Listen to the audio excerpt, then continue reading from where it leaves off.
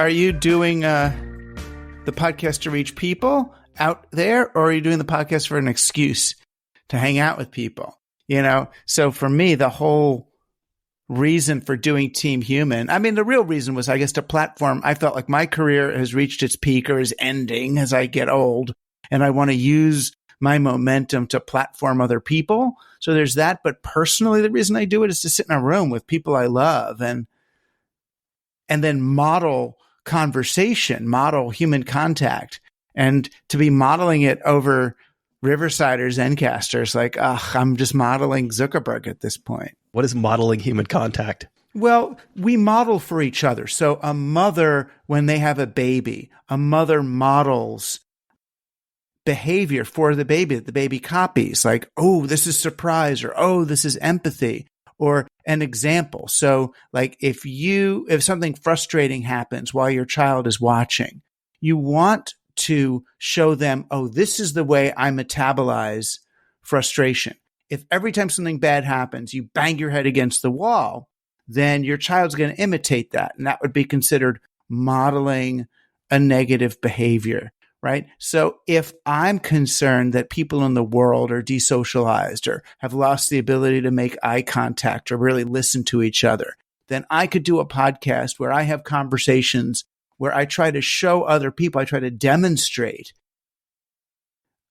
a different mode of engagement, and people say, oh, wow. So it's sort of like either, now look, Doug's doing conversational jazz with this intellectual person, or Doug is crying with Duncan Trussell. Why are they crying? What is that? And then it engenders a different set of behaviors from people who listen. You can't help but imitate. So if you're listening to Rush Limbaugh or Steve Bannon all day, your conversations are going to take on some of those qualities. This is sort of the wire monkey experiment. Well, you could call it that, or you could call it the way people are with each other. Wire. The analog of like doing this virtually is maybe more the wire monkey mother. What's the wire monkey? I don't know enough of the specifics. I want to say it was one of those like very brutal behavioral studies that happened in the 50s. And I think they raised two baby monkeys, one with a mother and then one with like a wire model of a monkey. Oh, and the wire model of the monkey baby didn't do as well, I would betcha. Didn't do great. Did not end well for the wire monkey. I don't know if you've seen the movie Nope yet. It wasn't quite that level, but not a good end game there. We're talking about the Skinner box era of experiments. Yeah. You're not worried when you're loud, you might be clipping a little bit. I appreciate you being mindful of that. Anytime. I can't help it. I just stare at them as a host. I think I might just have bad mic etiquette. You're using an SM58 there? I'm not. It's a very directionally sensitive mic. It is very directionally sensitive. Yeah. It's an Audio Technica. It was $99, but is very good. And is very good. $99 is a lot of money when you think about it. $12 Radio Shack mic gets the job done. So God bless. Well, they're not around anymore, but they're a crypto now. Did you hear that? Radio Shack became a cryptocurrency brand. Of course I did. You know what I do for a living. I think the shell company that owns Radio Shacks sold them to a bunch of dudes who turned them into crypto things. Yeah, exactly. Oh, you remember this brand? We're going to do something completely unrelated and attempt to capitalize on crypto. Like that's. Well, know what the other example? When I see something like that, I think of when Quentin Tarantino cast John Travolta in Pulp Fiction. It was like, whoa, here's this like brand staying alive. This sort of, at the time, almost kind of washed up 1970s, 80s star. Oh, he was washed off. I mean, and he would probably even admit that. And it's like, bam. But it was perfect for the nostalgia of that movie. That might have been a very generous comparison to the Radio Shack doing crypto, because that turned out well for everyone involved, as far as I can tell. I mean, there were some, Scientological issues in there somewhere, but I don't know that was Quentin Tarantino's fault. I mean, in the same way we were talking about, you mentioned modeling, but specifically the kind of the impulse to do your podcast specifically, almost having like ulterior motives. I assume that the story that led up to this new book was a similar example of you thinking like, hey, worst case scenario, I'm going to get an interesting book out of this. Before I left to go there, I was just thinking cash, baby. Okay. Cash. Because if I'm going to talk to a bunch of, hedge fund guys or whatever they were going to be, investors, to talk about the digital future, it's two things I'm thinking. I was not thinking I'm going to get something for my book or something to write about, because I've done so many of these over the years. It's like bankers are pretty predictable. But I've gotten good at lacing a conversation that they think is about how to earn more money with really good Marxist and anarcho-syndicalist memes. So I talked to them about how exponential growth, the problem with exponential growth is you end up extracting all the money from your marketplace. And then what do? You have to move on to another one and another one. Then what if you run out? And I said, but what if you experiment with finding ways to replenish the marketplace that you're depending on? What would that look like? How would, something more circular, more like a respiratory system, if you... Sure, or like bottom up, perhaps. Exactly. Or, well, yeah, I don't get that to give away. But you look at the cybernetic model of feedback and iteration. How do you keep, rather than take all the poker chips off the table, how do you keep them there longer? How do you keep your poker marks alive long enough to give you even more money over time rather than run them out? It's so stuff, whatever. I try to lay it, or worst case, just explain to them why what they're doing is evil. Just beat them up for a while. And sometimes you pick off a couple. A couple come to you and go, "You're right. I've got to change my ways." But this one, when it was actually happening, when they start saying, "So, Doug, Alaska or New Zealand," I honestly thought I was being punked. I thought that this was like, there's like some people, they make these like Ali G kind of things, like these documentaries, whatever, where they get some person like Yes Men, but for evil. Exactly. And I thought they were trying to show, oh, look at this guy, Rushkoff. He thinks he's also, socially good team human. We're going to get him telling, evil billionaires how to stay alive and how to, put shock collars on their guards and stuff. But no, they were, these were serious serious billionaires, not really technologically that smart, because they really didn't know the difference between augmented reality and virtual reality. They didn't know the difference between proof of work and proof of stake. I mean, they really didn't have the basics, even in 2018, of what was going on, but they were certainly rich. They had internalized the kind of tech bro, Elon Musk, Peter Thiel sensibility without really understanding where it comes from or where it leads to. As a fashion statement, almost. As a fashion statement. And they're aware. I mean, they are aware that they're supporting companies where a very ends justifies the means kind of exit strategy based approach. They're aware that if they're investing in a printer company that is bricking its printers after, 50,000 pages or whatever it is, under the pretense that there's a sponge that can't be replaced in there. Force obsolescence. Yeah, exactly. They know that they're trying to live off build a car that escapes from its own exhaust, that it won't work. So they're aware that there's a long-term consequence to externalizing all this damage. And their actuaries or whoever it is that they use had told them that, this is what they told me, that there was a 20% chance of a global catastrophe in their lifetimes. So they were taking 20% of their money and investing it in that hedge.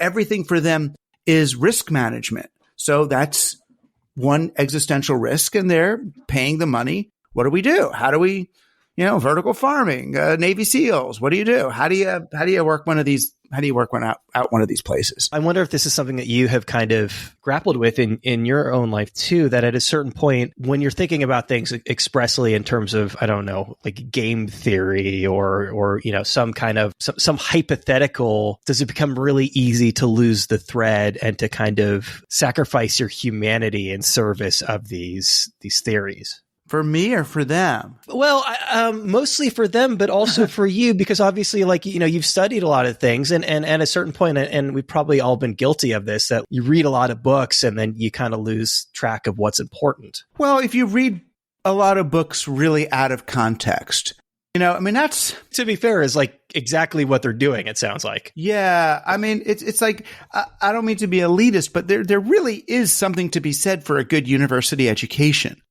Because, like the Oxford style tutorial is you read these books, but you read them with somebody, with, the professorial equivalent of a Robert Anton Wilson who has been through the Chapel Perilous, who has dealt with, you read Hume, you read Locke, you read Hobbes. They make me question this. They make me think that. If you read it without context, without an elder or someone, again, back to someone to model, you end up going, oh, look, Hobbes, really important philosopher. And he says we could just treat the Native Americans like they're part of the landscape and kill them the same way we would cut down a tree or kill a rat. And I understand now because they have a different kind of consciousness than us. They're not fully conscious. So we just kill them all, in order to promote our business or colonization. Right? So you get a Peter Thiel who even took a course with Rene Girard, but totally misunderstood the whole idea of that and thinks that, oh, I get it. You have to transcend the competition, let them all fight and find scapegoats, but you rise above them, or any of these guys. Just so they read one thing. But what they're also trying to do, because in their lives, they understand, like the person at the printer company who is going to destroy the world in order to use obsolescent printers. They believe that the whole object of the game is to stay one step ahead, to earn enough money by polluting the world with a pile of dead printers, but you can somehow earn enough money to stay ahead of it. So they're looking and cherry picking for philosophies and ideas that justify this kind of 0 to 1 Web 2, live one order of magnitude above everybody else. We are as gods, so we may as well get good at it. Let's go meta on their reality. And there's a lot of philosophers who will talk that way, at least partly, or taking out of context, or just looked at, they can even use Adam Smith to promote libertarianism. And Adam Smith was a moral philosopher. He was a moralist. He was the one who said land, labor, and capital. It's like, and they take him to mean, even The Economist, to mean, oh, he's all about capital. Don't worry about land and labor. It's like, no, just read the dude and you'll realize this guy's closer to Marx than he is to Ayn Rand. The outcomes that you're talking about here, it sounds to me that the way you're describing their outcomes specifically, when you say stay ahead of it, whether it's bunker or, colonizing other planets or all of these sorts of things we're talking about, versus like actually being a real technocrat and hoping that, you could be involved in the whatever piece of technology or science will actually fix things. Is there any consistency there? I mean, do they hope that they'll be part of a positive outcome, or sure. They just, okay, they're not just defeatists? There's a spectrum. Well, there is, but there's a spectrum, right? So you've got, on the one hand, you've got the ones, say Bezos, who's going to do pure white flight, right? Just go in Blue Origin and get off the planet, build Mars, just get off. Or Peter Thiel, just let me seastead out there and live on something self-sovereign. Is he still doing the seasteading stuff? I haven't heard much in a while on that. He's still, and seasteading, they're kind of back. They got NASA or somebody kind of acknowledged them in some way. So now they're sort of back on the radar. They've still been building their little pontoon nations. Beautiful. It's like the ultimate libertarian social experiment. If you don't like the laws, you disconnect and convey your hexagonal raft to a new nation. Obviously, seasteading is different from, colonizing Mars. It's certainly more realistic. But also you have to live in the environment. You have to hope that we haven't killed all the fish, right? Because you're going to be doing a lot of fishing. Yeah, you're kind of depending on things. But there's another kind. Like, you take a tech bro, a regular alienated tech bro, and send them to Burning Man and give them a nice dose of ayahuasca, or let them go down to the Amazon, with a shaman. And in the peak of their experience, just like any of us, Mother Earth will talk to them and say, I'm dying, the climate, oh my God. The mushrooms or the plant, they'll say, you must. But because they're an egotistical, narcissistic, sociopathic tech bro, they hear it as the Earth is speaking to me. And I'm going to go back and I got a new software stack to solve all of this. What we have to do is Control Alt Delete civilization. I'm going to sort of build a Sim City new Earth 2.0 or Game B. And I've got the whole plan, so yeah, they've got a kind of a technocratic great reset dominator, I'm going to pre-colonize this next thing. So it may as well be another planet and I've talked to so many of these people, they either like like Neom, this one they want to build for multiple billions and trillions of dollars in Saudi Arabia. So they can just get the Bedouins off that territory, the ones who've actually been living a sustainable indigenous. For people who don't know, it's this like super skinny city that just goes across the continent effectively. Yeah, as long as you just stop the migration of the people who've been living there all along. Or a sweet guy, James Ehrlich, who's got, an idea for these eco cities, eco villages he wants to do. He's a great Stanford, smarter than me he was a game designer who then learned about organic food and all that. And now he's taking sort of a game designer's vision to building eco villages. And there's a stack. And it's like, we're going to do our agriculture this way with these big tubes that hold the plastic tubes that hold the topsoil so we don't have to water everything. I mean, don't worry about fungus and mold and it's just blah, blah, blah. Hand wave. We've got an education system. We've got an air filtration system. We've got a carbon capture system. We've got this. Oh, you have another idea? We'll add it to the stack. And it's like, they're just these kind of totalizing understandings of the world. But I get it. They're systems theorists and they pull back and see the system and then think like Stuart Brand, we are as gods. We may as well get good at it. I'm a systems theorist. Gregory Bateson. I embody the unimind, and here's how we fix it all. On the spectrum of, I guess, techno-utopianism to black pill doomer, where do you find yourself? Oh, I'm optimistic now. Oddly enough, I've gone through... you said now. Yeah. Well, I used to worry that these guys knew something that I didn't.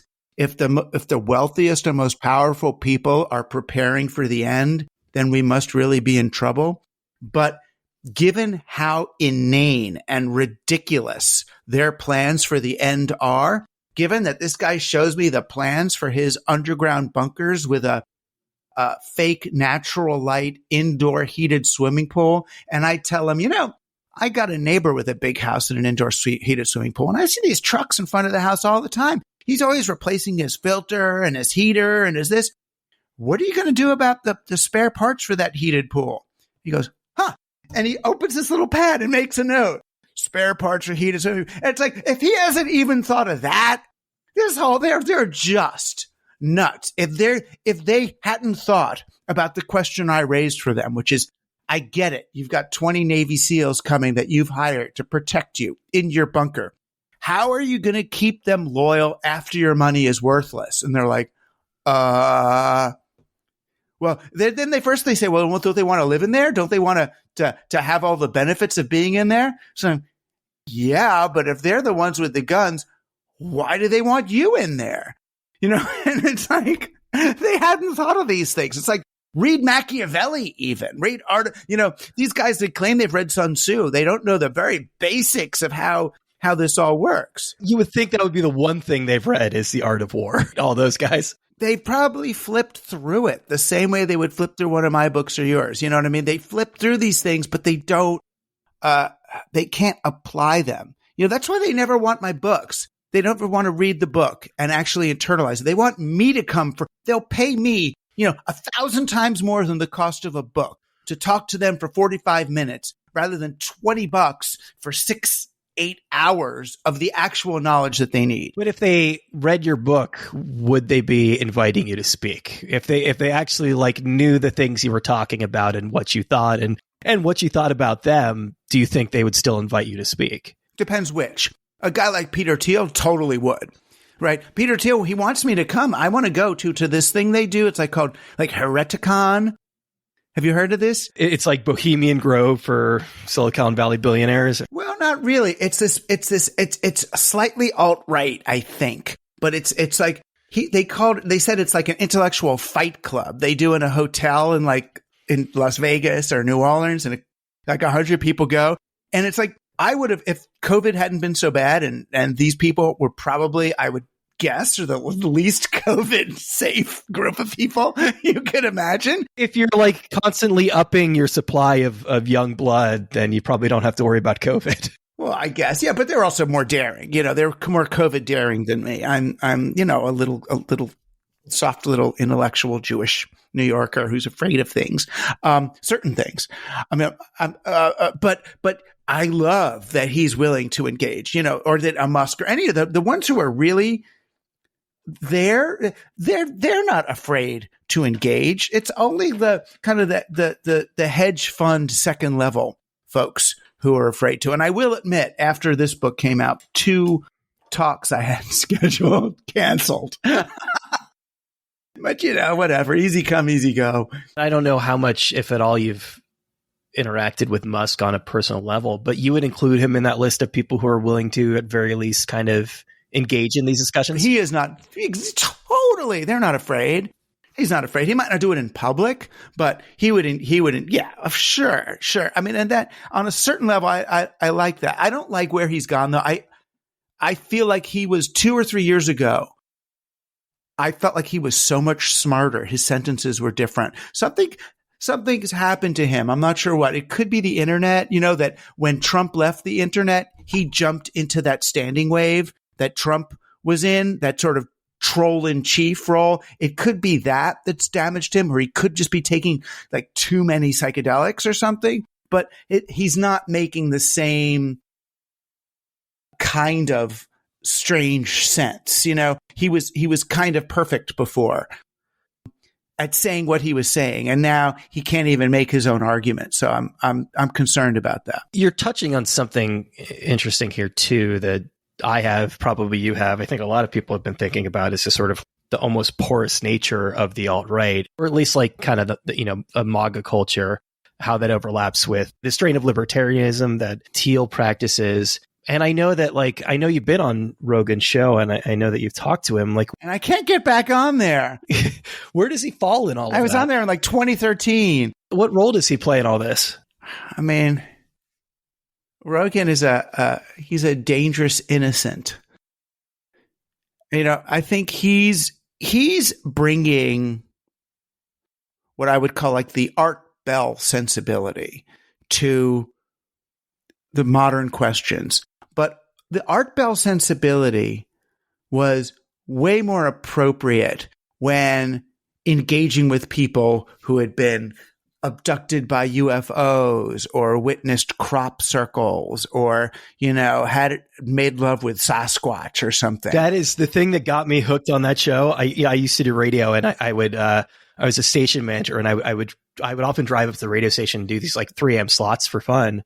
And I had not heard of Coast to Coast, and I was sitting in my car just flipping through AM, just seeing if anything would come through. I heard this conversation. This woman was talking about how she was visited every night and sexually assaulted by a werewolf spirit. And I was like, I hope that the signal comes in again and I can find this and listen to this program more, because I am hooked. Nothing better. I mean, I used to listen to that.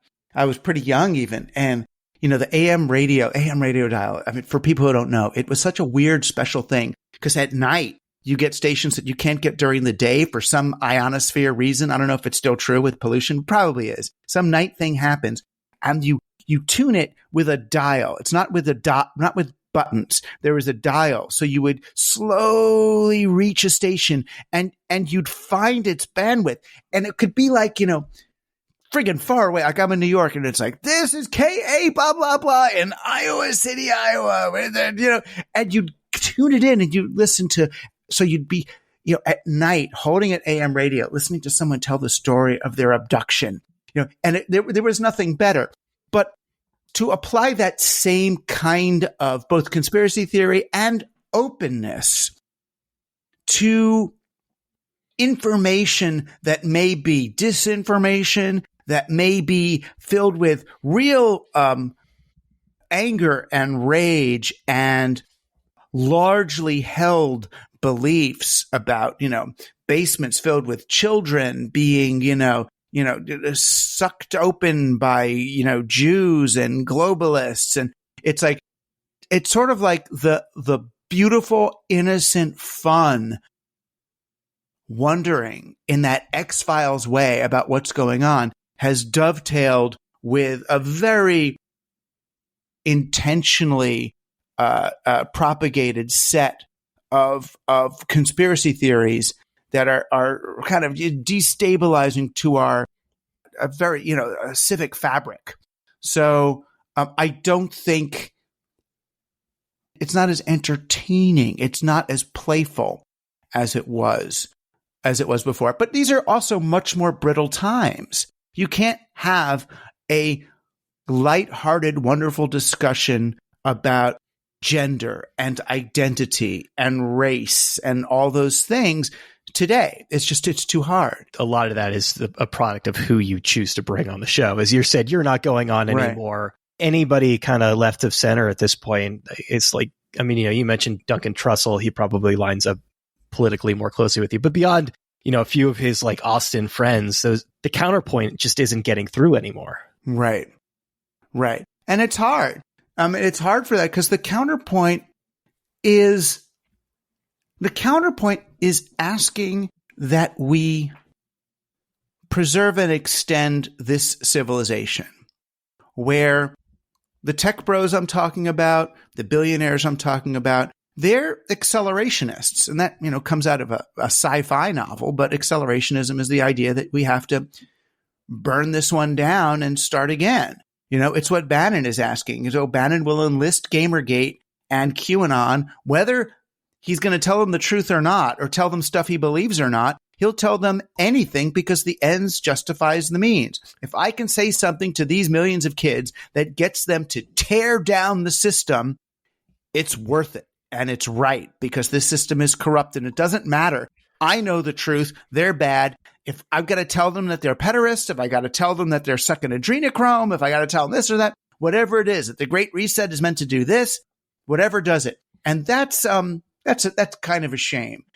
Art Bell was never about tearing down civilization. He was about opening up the nooks and crannies and helping us wonder and suppose new things to sort of loosen the grip of almost that 1950s Eisenhower consensus reality. I see Art Bell was like an extension of Operation Mindfuck and Church of the Discordians and Robert Anton Wilson.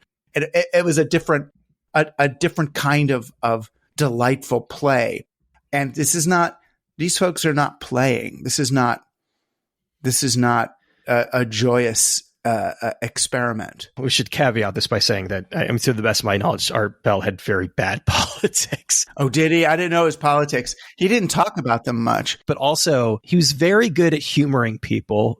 He often had a sense of humor about things if they, came across as silly. And the difference is, I don't know that, granted, like, I wasn't a super loyal listener and didn't listen over a very long period of time, but I don't know that if you kind of mapped his own progress that suddenly he started to believe more in vampires or UFOs or ghosts. And Rogan's politics have very clearly been swayed by these conversations, and it's a self-perpetuating cycle. Right. And then, of course, whatever the theorist was who came up with the phrase audience capture, you end up in a sort of a feedback loop. I have a bunch of friends who were reasonable. And, I understand in this environment, they'll have like some editor at a magazine would cut a paragraph from their piece that they thought was really important, right? So fuck that. I'm going to Substack and I'm getting my own audience. And, then they get an audience that ends up kind of feeding into one side of their personality and not the other. And I understand that's the way these silos work. It's why it's hard to work with other people. And I also hate it when I have an important idea and my editor says, Doug, that's not really supported enough, or we're not ready to say that on our pages. And it's like, usually they're right. I hate to admit it. Usually they're right that it's an idea that's not ready for prime time. It's fine for the jazz stage, but it's not ready for the main stage. And you've got to accept that when you're working on the main stage, you are influencing culture, but there's certain things that you got to figure out. How am I really going to say this? And the editors are there to be your surrogate audience. Say, you're not really, it's not going to work. Don't take your ball and go home. Learn to work with other people. And believe me, this whole billionaires piece that I wrote, that's, thrown my career into this I was done. I was ready to just be a professor, then write this piece. And all of a sudden, it was a guy, Aaron Gell. I don't know if you know him. He was an editor. He's been in a bunch of places. He was originally my editor at Hemispheres, writing for American Airlines, and then the New York Observer, then here. Then he was at Medium. And I wrote this piece about the tech bro mindset. And at the end of the piece, as a throwaway, I said, I even went to do a talk for these guys. Turned out to be 5 billionaires, and all they wanted to know was strategies for their apocalypse bunkers. And he calls me up and he goes, Doug, that's not a throw. That's your lead. I'm like, no, it's not a lead. That's crazy. That's insane. He goes, that's why it's the lead. Put it up in the top now. So he and it was like 3 weeks. He remakes. No, it's more important. Then what happened? So this piece that was about one thing becomes about this thing. I'm like, all right. Give me my $800 now. I did your fucking thing the way you want it. And then it's like 2.5 million hits later. I'm like, thank you, RiYL, for doing that. That's it. At the end of the day, you have to understand other people make us better. And that I have the tech bro mentality of, I'm me. I know what I'm doing. I'm going to stand apart from everybody else and cast down my wisdom from on high. It's like we all fall into it sometimes, especially online and computers. You don't want to work. But also, you have to understand that there's a reason why you've surrounded yourself with the people that you've surrounded yourself with. Like you have chose them because you believe that they are the smartest person for that specific job. And sometimes you just have to... well, you make it sound like it's a choice. I mean, the fact is, most of us are surrounded by people who are willing to be with us. It's not like I can go and look at, where do I want the New York Times to be my people, or the Atlantic, or Harper's? But if you've worked with an editor for a long time, I mean, there's a reason for that. That's true. But it's also because they like me, and I mean, it's both a good thing and we work with the people who are willing to come back. I was talking to somebody last night, and this isn't like a super insightful or novel thing to say, but it's clear that every generation, probably since the dawn of humankind, has believed that they were going to be the last, whether it was like revelations or nuclear weapons in the Cold War. So this kind of survivalist, the mindset, this bunker thing, is there historical precedent for it?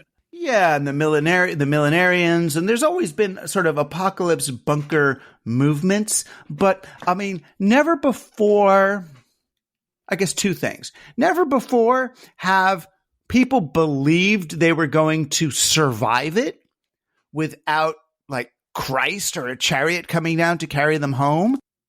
Although you could argue that Kurzweil uploading his brain or Musk going to Mars are as mythological as Christ coming to save them. I mean, they're as I'm not going to say preposterous, because I think there's more probability that Christ would come in the chariot to take people off their roofs than Elon Musk being able to terraform Mars, in the next 300 years.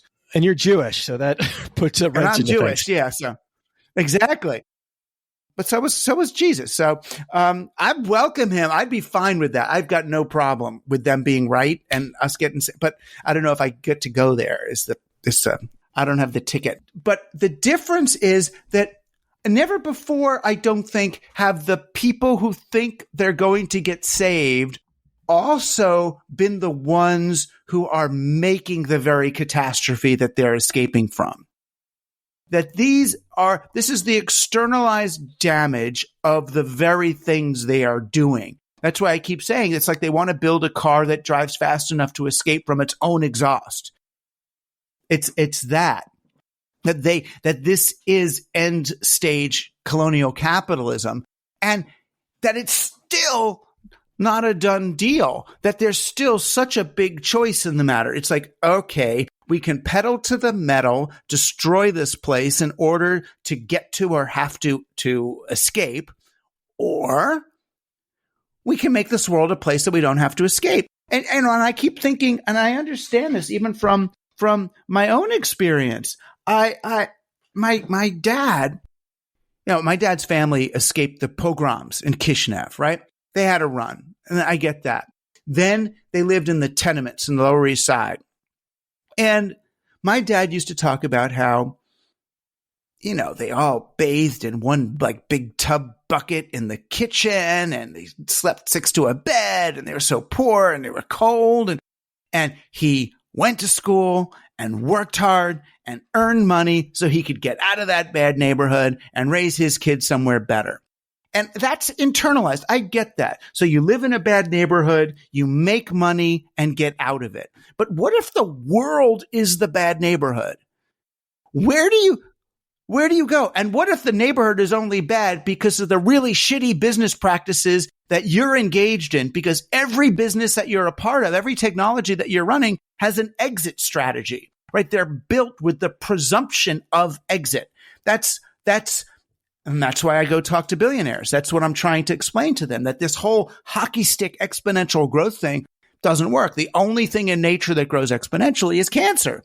And then it kills its host. So is that the kind of business that you want to run? And how can you unwind that? This is probably a parallel that a lot of people have drawn before, but it's really just kind of occurring to me as one, you were discussing accelerationists and then I guess evangelicals in terms of, I think about the kind of the very, I don't want to say tenuous, but the relationship between evangelicals and the state of Israel. They're accelerationists in a way. They're hoping to bring about Temple Mount and the red heifer and all of that stuff. It's the same thing. It's the same, and what I look at it as very Aristotelian, very Western.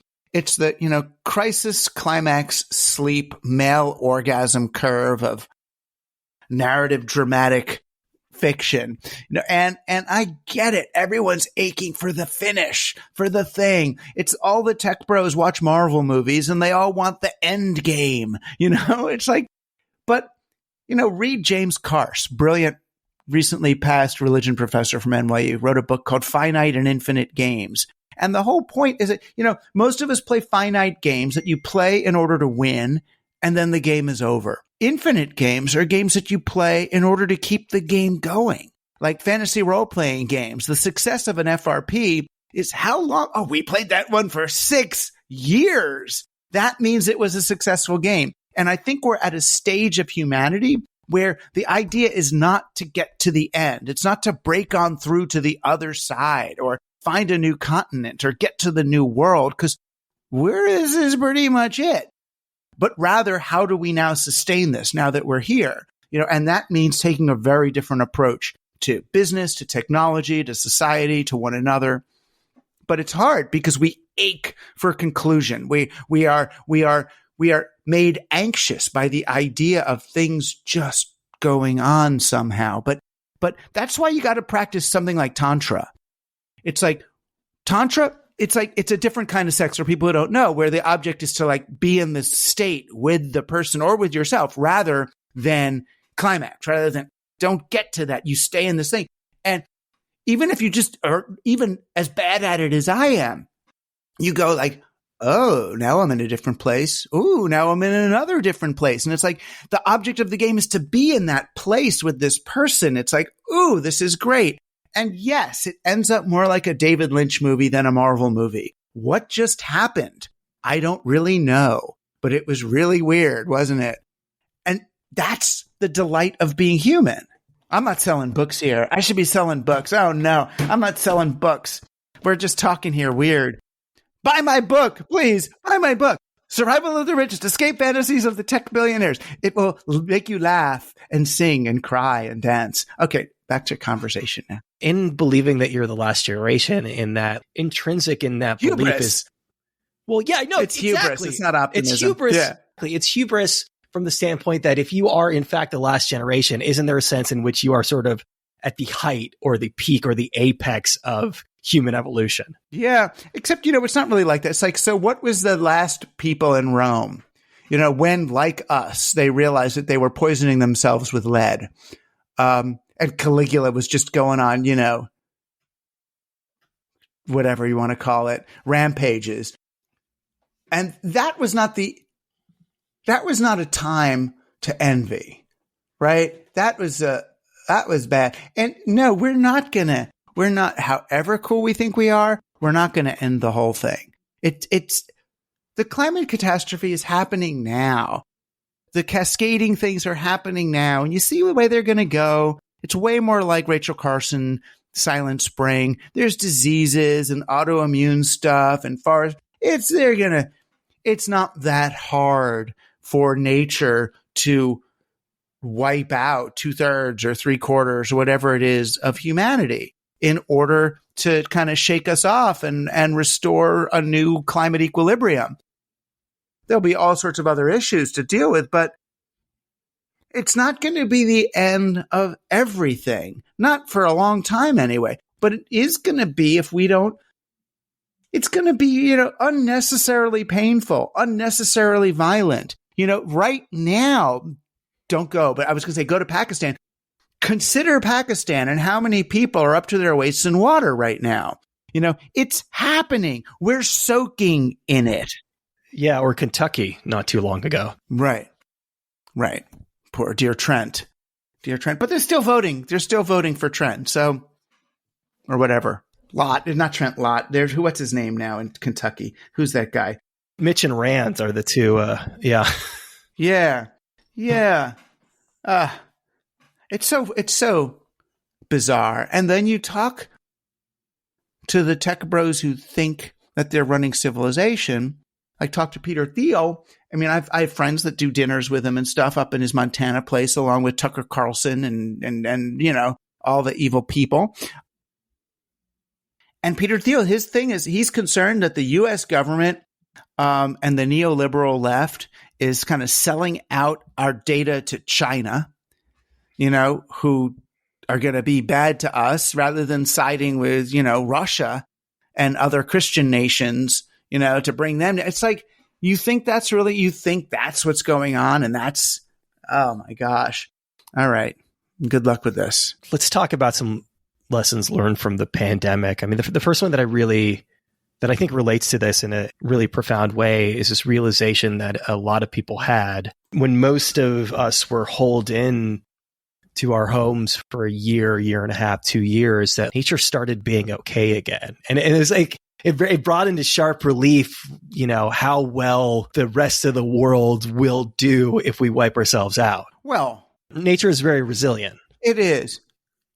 Nature is resilient, more resilient than people, probably. Certainly more resilient than our social and civic systems. To an extent, it was interesting. I mean, I remember like in the height of COVID, Bezos is doing his kind of Blue Origin white flight, thing. 2 seconds in the ionosphere or whatever it was. Yeah, exactly. And everybody worshiping him like, oh, great. You did something with one man can now do something, has enough money to do something that we could all do collectively 60 years ago. Yay. Okay. So what's more efficient?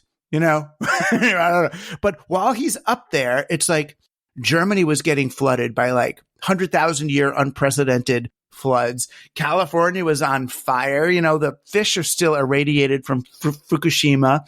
And I was just like, wow, it's bizarre. So yeah, on a certain level, I was feeling like, oh, good, the trees are growing again and the ocean is getting cooler because we're sitting at home, how easy it is. But the beauty of it was, to me, was less how resilient nature is, because still we're losing zillions of species every day, and it might be cascading and irreversible. But what was interesting to me was how easily we could reduce our total energy expenditure. How easy it would be if we decided to let's have all of the Western world take Sabbath for 2 days a week. So 2 days a week, you don't drive anywhere. You don't use machines. You don't buy or sell. You just walk around your neighborhood, meet people, have sex, play cards, have conversations, play softball, just do stuff. If we did that with just 2 days a week, it would have such a huge measurable impact on energy expenditure. It would also, crash the economy. Right? It would, as we know it, it would crash the growth-based economy. So then when you look at it, and I know it's a mile-high view, but when you look at it from my perspective, humanity feels so obligated to meet the needs of a digital balance sheet that we are willing to destroy the planet and our lives for it, right? We are literally converting atoms into bits. That's what Bitcoin is. We're going to burn planet in order to create digital bits. And that's insane. That's insane. That when the Martian anthropologists look down and say, what are they doing? oh, they're burning the planet as a way of worshiping a digital coin. That's what they will realize, okay, they were mad. They were nuts. This is worse than Art Bell. Crazy, right? This is something else. Speaking of the mile high view, do you remember what Bezos's overview effect was? No, what did he say? I can make more money. No, what did he say? He went in, whatever border of space he got to, probably most people are aware, but the overview effect is this idea that when you see the Earth from space, that you have this sort of profound realization. And I the sense that a lot of people were talking to him about the overview effect. And as somebody who is as somebody who, clearly has more money than he knows what to do with, I think that has a huge impact on like everything, obviously. And I think it's probably pretty easy to sort of lose humanity, that he felt like he needed to have an overview effect, that when he came back to Earth and the press interviewed him, that he needed to say something profound. And what he said was, or what his consultants told him to say was, I don't even think that's because it is so inane isn't the right word, but it's on brand. He said, I think that we need to move all heavy industry into space. Oh, right. As long as it's not so heavy to get it up there. I mean, because if we move all heavy industry to space, it's like we need a whole lot of fuel to get it up there. Yeah, it's in the name. Yeah. What is your take on what that being his overview effect says about him? It is interesting. I mean, it's that of the conquistador, of the colonizer, so he looks at space as a place to continue the westward effort to colonize new things. There's asteroids up there, let's junk up the rest of this galaxy. But I get it. He looks up there and he says, look, I got up here. It's not that hard. And to be fair, if you did it in a light way, right? So you send up a couple of little robots to these asteroids, and then the robots mine for ore. So you're not sending up the heavy stuff. You make the stuff out of the asteroid. So you make mining equipment out of an asteroid that then further mines the asteroid. So there's I buy it, but not now. But yeah. What really got me about it, you're looking down on Earth and I assume that he believes that climate change is real based on what I know about him. Yeah. That's the impact. He looks down on Earth, realizes that we're like polluting everything and what we need to do in space. But he's skipping an important step, which is he is oftentimes the richest person on Earth and could probably do something to address this stuff short term before we have the resources to send plants into space. Yeah, they can't balance it. They all have that sort of Nick Bostrom long-termism thing in their heads, that it's worth sacrificing the well-being of the 8 billion who are alive today on behalf of the multi-trillions who will be living throughout the galaxy in the future. It's an ends justifies the means, almost, bizarrely a medieval Christian denial of self for the next thing. But what they don't realize is that's also a sociopathic model. I've come to believe that the best way to navigate towards a just future is to enact justice in the present. Actually do it. Walk the walk right now. It's not about sacrificing others for the thing or even sacrificing yourself for the thing. People, when I talk about like degrowth as a policy, they're like, oh, you want to sacrifice? That's so degrowth. Actually, I'm talking about living fun lives. With degrowth, I could work less, fuck more, play, eat natural food, work on an organic farm. I mean, it's hard stuff, but it's so much more satisfying to have your hands in the soil again rather than depend on, long supply chain, industrial, agricultural, genomic, Monsanto poison. This is when I got community supported agriculture, I had one of those subscriptions. And my mom came over for dinner and she's eating the salad and she goes, wow, this salad tastes like lettuce did when I was a little girl. And it was almost broke my heart that for like 30, 40 years, she's eaten the crap from the supermarket rather than stuff that comes out of the ground with minerals in it. And a very important caveat to this idea of their notion of, as you said, sacrifice self or sacrifice for the next thing is there's a built-in assumption that they are not sacrificing themselves, that they are going to live through it. Well, then that changes the math considerably, right? Right. That those people must suffer for these. Right. So if I'm an individual and it's all the same to me, I'm going to be on my yacht with a service yacht no matter what. Do I want to make this 8 billion people's lives well, or do I want to be remembered by the next 20 trillion that I made their lives great? I think they take the latter. But even more immediate than that is, oh, well, I have the resources, so I can build the bunker, or I'm the one colonizing space. So I quite literally am going to survive this thing. Yeah.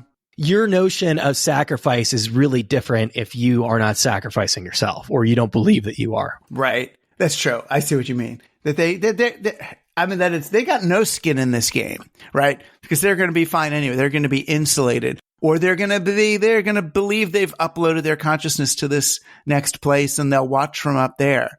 They do believe that they're existing, that they've leveled up, that they're existing one order of magnitude or more above us mere masses.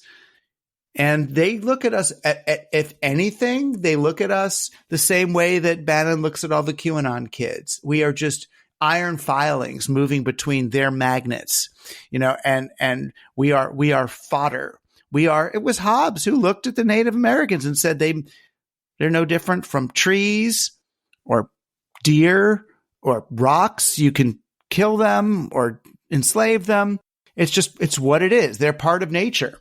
And they look at nature as Francis Bacon told us at the beginning of empirical science. I'm going to give you the tools to take nature by the forelock, hold her down, and submit her to your will. That's what science was for. And that's, they still haven't changed that basic game plan.